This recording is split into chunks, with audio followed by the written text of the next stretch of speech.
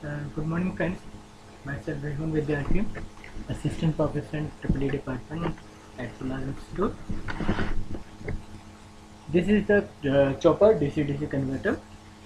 In this presentation, we have discussed about the Class C, Class D, and Class E. In previous video, we have discussed about the Class and Class B. Now move on to Class C. This is Class C. This is the supply voltage. This is chopper first, chopper second, along with the diode 1, diode 2, and this is the resistive load, inductive, and E. You can measure the output voltage across there, and this is the output current. This is the representation of voltage and current, that is, so the two quadrant operation. We can also say there are few points about there. Class C chopper is a combination of Class A and Class B chopper. We can say that for the first quadrant operation, chopper 1 CH1 is on and D2 conduct. For second quadrant operation, chopper 2 is on and D1 is conduct. When chopper CH1 is on, the load current is positive and output voltage is equals to the V, and the load receive power from the source. When chopper is turned off, the energy stored in an inductor L force current to flow through a diode D2 and output voltage is 0. The current continues to flow from in the positive direction. When chopper CS2 is triggered, the voltage E for the current to flow in opposite direction through the L and CS2. Output voltage is 0. When turning off CS2, second chopper is off, the entire energy stored in an inductor derives current through the diode D1 and the supply. The output voltage is V and the input current become negative, and the power flow from the load to source. In this slide, the average output voltage is positive. In both the cases, the output voltage is positive. But average output current can be taken both positive and negative, as you already seen in the circuit diagram. The chopper CH1 and CH2 should not be turned on simultaneously, as it would result in short circuit the supply. If we both this chopper is on, they make the short circuit. Class C chopper is used to derive both for DC motor control and regenerative braking DC motor. It is operated for the both for the controlling and braking. Class C chopper can be used as a step up and step down. We can also say that it is maybe a step up and step down. This is the waveform diagram of the Class C chopper. Here is a gate pulse for chopper 1, and here is the gate pulse for chopper 2. And this is the current waveform, output current waveform, in which first session, this one, is representing a D1 diode. Second, when chopper is on, with D2, then chopper is second is on, and then again the process is so. When D1 is conduct, the current rises, and chopper again on, it is further rise. When it is goes to the second quadrant, D2 conduct where the current is false, and with the negative exclusion, second thing, chopper is on. This is the output force.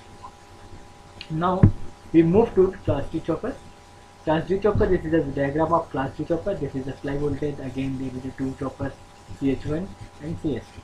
There is a diode D1 and D2. Across them, they are connected a resistive and inductive load with the current, output current flow, and there is a reactive current. Here, this is representing a voltage and output voltage and current, in which the voltage may be a positive or negative, but current may be always positive.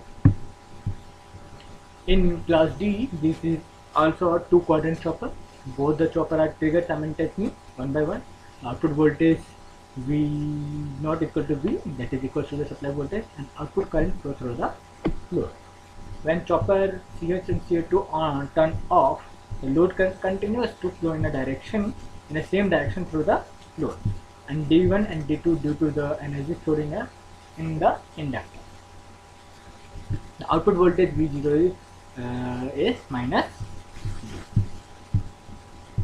We have there are few more points. The average output, where average load voltage is positive if the chopper is on time is more than the off time. The average output voltage become negative if that is the opposite. But T on is less than the T on time. Hence, the direction of current, load current is always positive, but the load voltage can be a negative or positive. This is a waveform diagram, gate 1 and gate 2 for the chopper 1 and chopper 2. This is the output waveform diagram of the current. The CH1 and CH2 is on, and this is the D1 and D2, and the chopper is, both the chopper is off. This is the waveform output diagram. And this is the waveform output of output voltage, that is conduction from chopper on is this one, and that is a negative in the reverse direction. We have calculated the average voltage. That total is 9 representing the average value. This is the full waveform diagram of both the chopper. We are concluding for the less value, we are getting the average value in a negative cycle in the form of -3. Move on to class E chopper. This is the representation of class E chopper. There are 4 choppers which are connected in this diagram along with the 4 diodes D1, 2, D2, D3 and D4. There is R, L and E. This is the voltage, output voltage, and this is the output current. It is also called as a 4-quadrant chopper. This is the representation in which one is chopper is conduct for which quadrant. CH1 and CH4 is turned on, CH4 and D2 conduct. This is the conduction for first quadrant. CH2 and diode 4 is conduct, D1 and D4 is conduct for the second quadrant. CH3 and CH2 on, CH2 and D4 conduct for the third quadrant. D2, D3 conduct, and D4 and CH4 and D2 conduct for the fourth quadrant. Again, step few point. Classic representation, always we can already say that is a 4-quadrant chopper. When CH1 and CH4 are triggered, the output current I0 flow in a positive direction through CH1 and CH4, and with the output voltage V0 equals to V. And this gives the first quadrant operation. When the chopper CH1 and CH4 are of the energy stored in an inductor L and derive I0 through the D2, D3 in the same direction, but the output voltage is -V. Therefore, chopper operated in a 4th quadrant. When the chopper C2 and C3 are triggered, the load current I0 flow from in opposite direction and output voltage is -.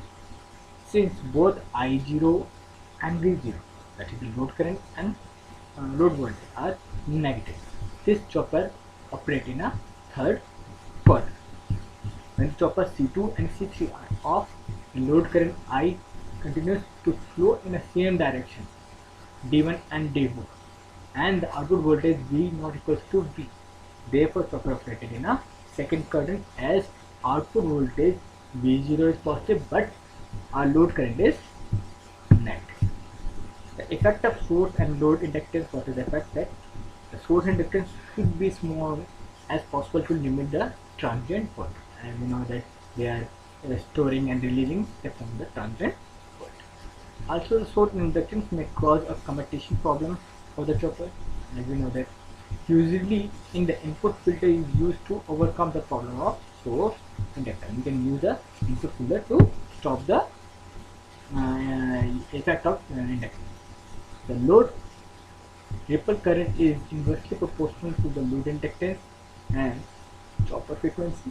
The peak load current depends on the load inductance, and to limit the load ripple current, a smooth inductor is connected in a series with the load. So this problem will be sorted out by the using a smooth inductor along with a in a series with a. That's all.